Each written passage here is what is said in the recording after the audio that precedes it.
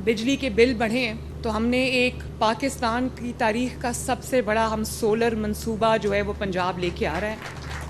बिस्मिल्लाहिर्रहमानिर्रहीम। अस्सलाम वालेकुम व्यूअर्स, मैं आपको अपने यूट्यूब चैनल स्किल मेंटर पर खुश आमदीद कहता हूँ। क्या आप भी हुकूमत की जानिब से मुफ्त में सोलर प्लेट हासिल करना चाहते हैं? वो भी सिर्फ एक प्लेट नहीं या दो प्लेट्स नहीं, बल्कि पूरा सोलर सिस्टम आपके घर हुकूमत की जानिब से मुफ्त लगा कर दिया जा रहा है, जिस पर आपको ना ही बिजली का कोई बिल देना पड़ेगा और ना ही लोड शेडिंग का खतरा होगा, ना ही आपको 1 रुपया देना पड़ेगा। मुफ्त में हुकूमत की जानिब से आपको आपके घर के लिए सोलर सिस्टम लगा के दिया जाएगा। जी हाँ, आपको सुनने में शायद ही अजीब लग रहा होगा, लेकिन हुकूमत की जानिब से ये ऐलान कर दिया गया है कि खुसूसन गरीब तबका के लोग जो हैं उन्हें हुकूमत मुफ्त सोलर सिस्टम लगा के देगी। और इस रोशन घराना स्कीम के तहत इंशाअल्लाह 14 अगस्त यौम आज़ादी के इस पुरमसरत मौके से ही इस नई स्कीम के तहत मुफ्त सोलर सिस्टम लोगों के घरों में लगना शुरू कर दिए जाएंगे। तो ये मुफ्त सोलर सिस्टम किस तरह हासिल करना है, इसमें अहलियत का म्यार क्या है, कौन लोग अप्लाई कर सकते हैं, क्या आप तमाम लोग अभी से घर बैठे अप्लाई कर सकते हैं या इसके लिए दफ्तर जाना पड़ेगा, ये कहां से मिलेंगे, कितनी प्लेट्स आपको मिलेंगी और क्या सिर्फ मर्द हजरात ही अप्लाई कर सकते हैं या औरतें ही इस स्कीम का हिस्सा बन सकती हैं, क्या ये मुफ्त सोलर सिस्टम लगवाने के लिए कोई फीस भी अदा करनी पड़ेगी। तो इस तरह के मुख्तलिफ सवालात, तमाम तर सवालात जो इस स्कीम के मुतालिक हैं, उसका जवाब हम आपको देने जा रहे हैं। तो इस स्कीम का कुछ तारुफ भी आपके साथ शेयर करते चलें। जो लोग पहले से इस स्कीम के बारे में नहीं जानते उन्हें भी कुछ न कुछ पता चल जाए ताकि वो भी इस स्कीम का हिस्सा बन सकें। देखिए, पंजाब सोलर पैनल्स और रोशन घराना स्कीम, जिसे रोशन घराना प्रोग्राम भी कहा जा रहा है, ये वजीर आला पंजाब मरियम नवाज शरीफ साहबा ने पसमानदा खानदानों को मुफ्त सोलर सिस्टम फराहम करने के लिए शुरू किया था। इस इकदाम का मकसद बिजली की लागत को कम करना और घरानों में काबिल तजदीद तवानाई को अपनाने का फरोग देना है। अहलियत के म्यार, स्कीम का पस मंजर, फराहम करदा माली इमदाद, रजिस्ट्रेशन का अमल और अक्सर पूछे जाने वाले सवालात पर मुश्तमिल ये वीडियो आपके लिए बहुत फायदेमंद साबित हो सकती है, लिहाजा इसको गौर से और मुकम्मल सुनिएगा। इसकी रजिस्ट्रेशन के बारे में भी आगे चलकर बात करते हैं। आपको दो मुख्तलिफ तरीक़ेकार भी बताएंगे, एक नया तरीक़ेकार आया है वो भी आपको बताएंगे कि आप घर बैठे अप्लाई कर सकते हैं। उससे पहले जान लेते हैं कि इस रोशन घराना स्कीम में, मुफ्त सोलर सिस्टम की इस नई स्कीम में कौन लोग अहल हो सकते हैं। तो इसके लिए कुछ शराइत व ज़वाबित हैं, वो भी हम आपके साथ शेयर करते चलें। तो इन शराइत पर उन तमाम लोगों को पूरा उतरना होगा जो अप्लाई करना चाह रहे हैं। सबसे पहले बिजली का इस्तेमाल जो है उस पर खुसूसी नजर डाली जा रही है, उसके मुताबिक ही आपको ये मुफ्त सोलर सिस्टम हुकूमत खुद लगा के देगी। तो ऐसे घराने जिनका बिजली का इस्तेमाल 50 यूनिट से लेकर 500 यूनिट तक रहता है, तो ऐसे तमाम लोगों को रोशन घराना स्कीम में अहल किया जाएगा। इसके लिए आमदनी की हद भी मुकर्रर की गई है कि ऐसे लोग जिनकी माहाना आमदनी 50,000 रुपए से ज्यादा नहीं है, उन लोगों को भी इस रोशन घराना स्कीम में अहल किया जाएगा। तो इसके लिए आपकी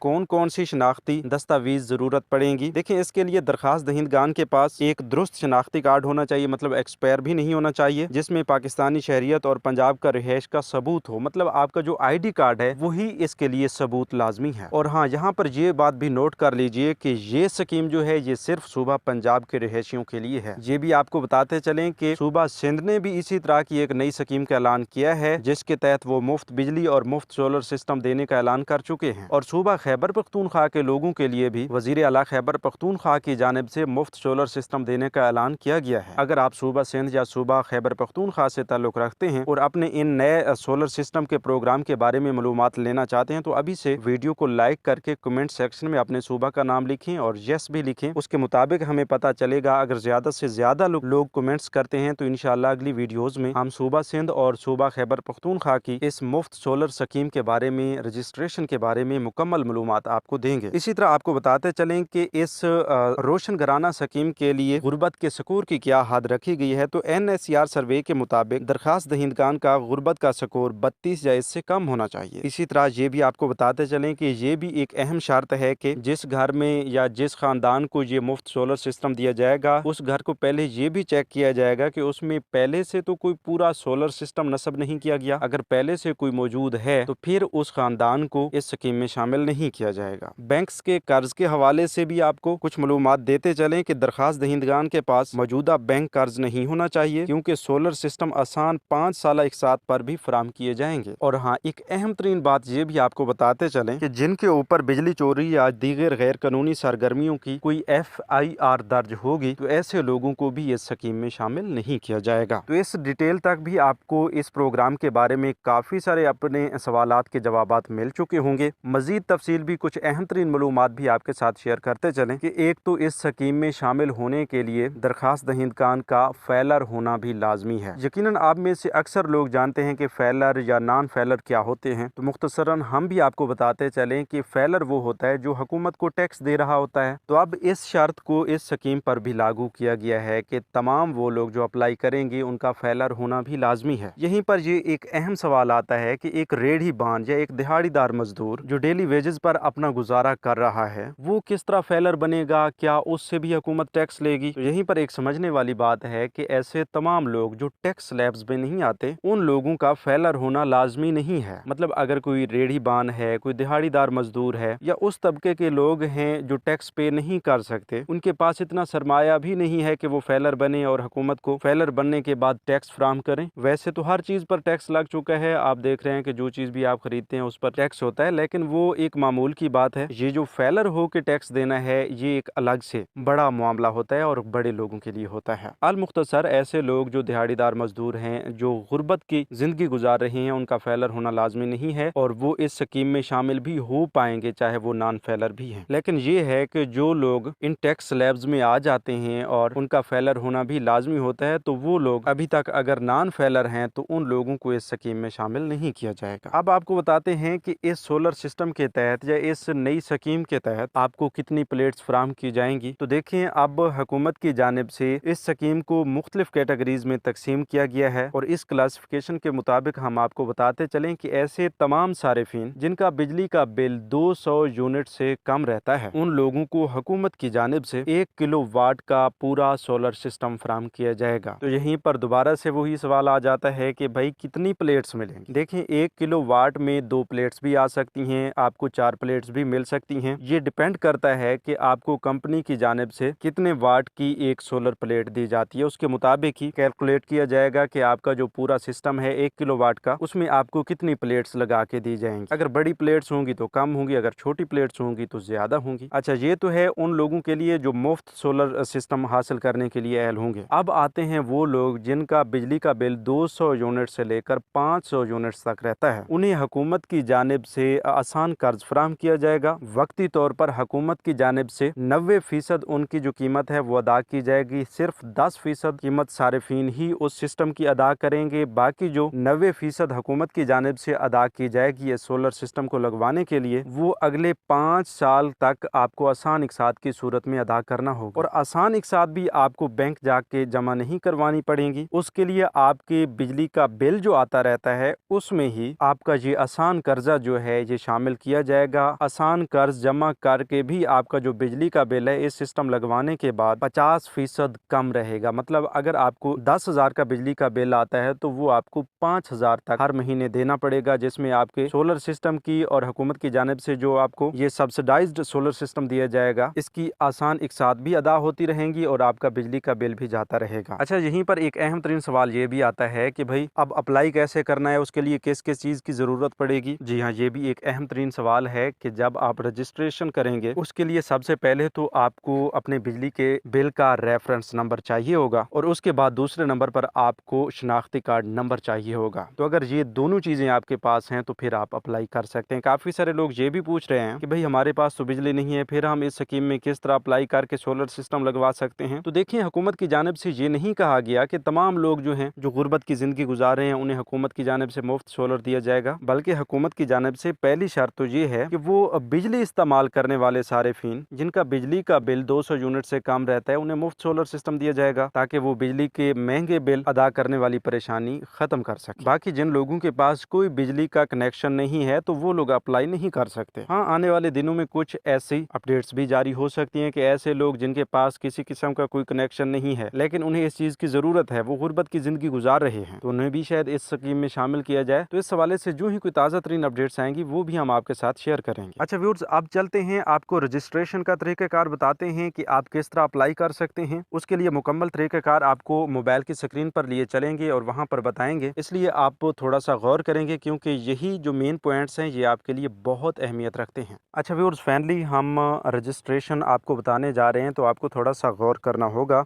क्योंकि यहीं से अगर आप कुछ स्टेप्स मिस कर देते हैं या आपको समझ नहीं आती तो बाद में आपके लिए मसला बन सकता है। ठीक है, आपकी रजिस्ट्रेशन नहीं होगी या वो काबिल कबूल नहीं होगी, बाद में आप पछताएंगे।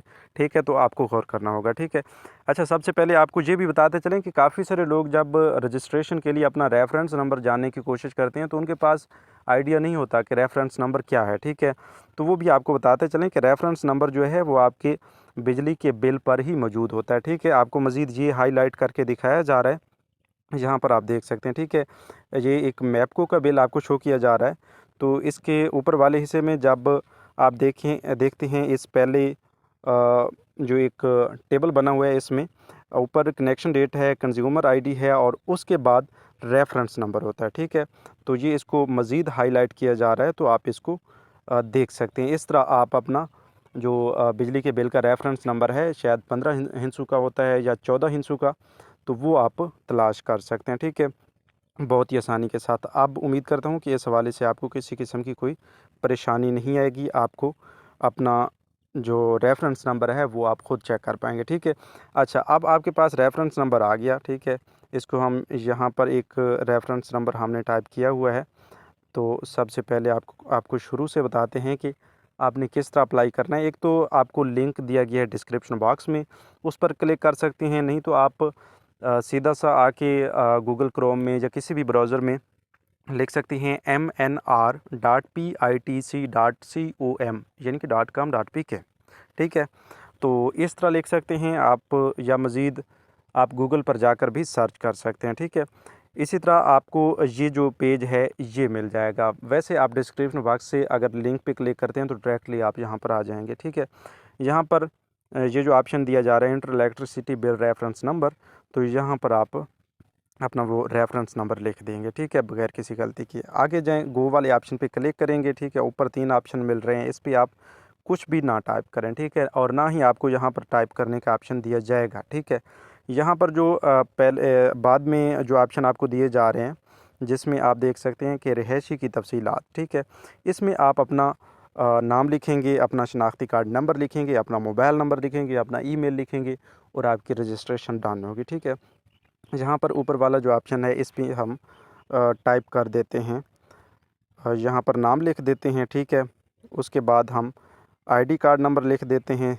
सिर्फ आपको समझाने के लिए हम टाइप कर रहे हैं, तो आपने बग़ैर किसी गलती के साथ आपने ये फ़िल आउट करनी है अपनी तमाम तर मालूमात। मोबाइल नंबर आपने लिखना है। ठीक है, मोबाइल नंबर लिखने के बाद आप यहाँ पर अपना वो मेल लिख देंगे। ठीक है, तो जो भी आपके मोबाइल में लॉगिन होता है वो आप लिख सकते हैं। ठीक है, तो ये लिखने के बाद हम आपको समझाने के लिए टाइप कर रहे हैं, तो आप यहाँ पर सही से मालूमात इंदराज करने के बाद जब नेक्स्ट वाले ऑप्शन पे क्लिक करेंगे तो आपके सामने ये वाला पेज शो होगा, success your CNC number has been registered successfully. ठीक है, तो इस कहने का मकसद ये है कि यहाँ पर आपकी जो रजिस्ट्रेशन है वो डन हो चुकी है। ठीक है, यहीं पर आपको दूसरा तरीक़ाकार भी बताते चलें कि अगर आप लोग इस तरीक़ाकार के ज़रिए अपनी अप्लाई नहीं कर पाते तो सिंपल अपने मोबाइल के राइट मैसेज ऑप्शन में जाएं और वहाँ पर जाकर आप अपना मोबाइल नंबर लिखें, अपना शनाख्ती कार्ड नंबर लिखें, अपने बिजली के बिल का रेफरेंस नंबर लिखें और उसको बासानी 8800 यानी 8800 पर भेज दें। ठीक है, उसके ज़रिए भी अगर आपके रेफरेंस नंबर और आपका आईडी कार्ड मैच होता है तो आपको आपकी अहलियत के बारे में बता दिया जाएगा। अगर आप आईडी कार्ड नंबर किसी और का, रेफरेंस नंबर किसी और का भेजते हैं तो फिर आपको मसाइल आ सकते हैं इनवैलिड रेफरेंस नंबर या इनवैलिड आईडी कार्ड का, तो आपने सही से मालूमात का इंदराज करना है। ठीक है, उसके बाद इंशाल्लाह आप जब इस स्कीम में अप्लाई करके अहल हो जाएंगे तो इंशाल्लाह अगली वीडियोज़ में हम आपको ये भी बताएंगे कि आपको ये सोलर प्लेट्स कहाँ से मिलेंगी। तो व्यूअर्स, आज की वीडियो में इतना ही। मज़ीद नई अपडेट्स के लिए यूट्यूब चैनल स्केल मेंटर को सब्सक्राइब कर लीजिए। अपना बहुत सा ख्याल रखिए। हमें दीजिए इजाज़त। अल्लाह निगहबान।